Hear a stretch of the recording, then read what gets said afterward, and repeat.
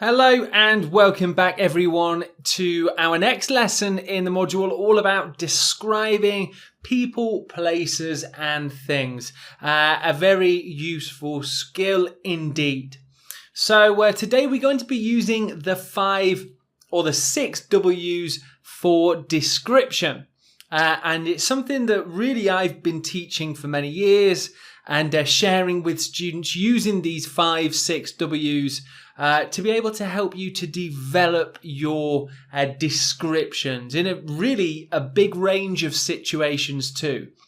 So within English language and speaking and just general language situations, there's times during conversation you will need to develop your stories or give extra details. So you may be talking to a group of people about an event that has happened. They're really interested. They want to know more. So you need to be able to storytell, to describe in detail. The 5, 6 W's, they're really useful for that. But before I jump into a live video and just give you a few examples of using the 6 W's in their entirety for description, I'd like to show you a famous poem that helps me remember the 6, 5 W's really well. So it's definitely something that I use and I suggest you learn it too. And it's by Rudyard Kipling, a famous author. I keep 6 honest serving men. They taught me all I knew. Their names are what and why and when and how and where and who. In all honesty, when I'm not reading it, I change the order of the 6 W's round, so I don't quite have them in the same order as the poem does. That's fine. It just helps me to remember them when I have to tell a story. Another example, if I have to give a speech, I will use the 6 W's to plan some extra ideas. And, giving speeches, some of us have to make them often. Okay, so Rudyard Kipling, of course, famous for writing The Jungle Book. And that's probably one of my more favourite poems for remembering these 5, 6 W's. In these live speaking videos, I'm going to be answering a hypothetical question. One, obviously, that I'm going to give myself.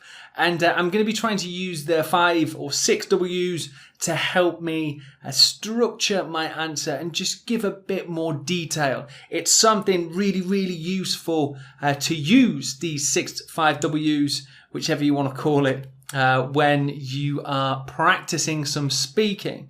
And of course, in certain tests, such as the IELTS test, being able to develop your speaking is really important. So the first question I'm going to ask myself is, how was your birthday? How was your birthday? Actually, it was really great fun. Thank you for asking.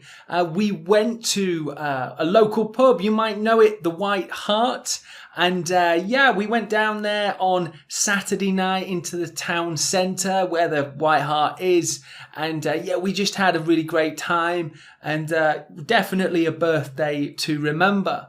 Actually, I had to call ahead to book the room because it's just nicer, if there's a group of you to sort of have a more of a private room available. And definitely had a great time. All my friends and family came, and it's fair to say the next day I definitely had a bit of a headache. But I had a great birthday. Thank you for asking.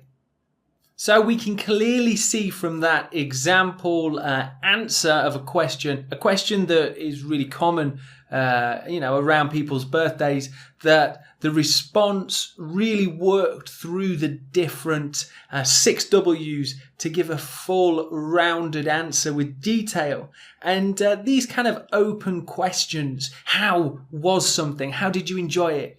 We really need to give a bit more of a response. And of course, it's about storytelling as well, but people generally enjoy chatting, enjoy conversation, and the 6 W's are super helpful for that, as you just saw. But let's try another question now. So, what's your dream job? What's your dream job? Well, actually, I'd really like to be a policeman once I start working, but I'm going to have to wait until after my studies, which, I'm currently in London, and ideally I would love to stay in London. I heard it's the best place to become a policeman, and although challenging, it's really rewarding too. I guess after my studies, I could join the police academy here. I think it takes a few months to finish, and I've heard it's pretty difficult too. But I also know the career path is really good, and they offer a great pension, and there's definitely a good way to work up through the police force and gain promotions.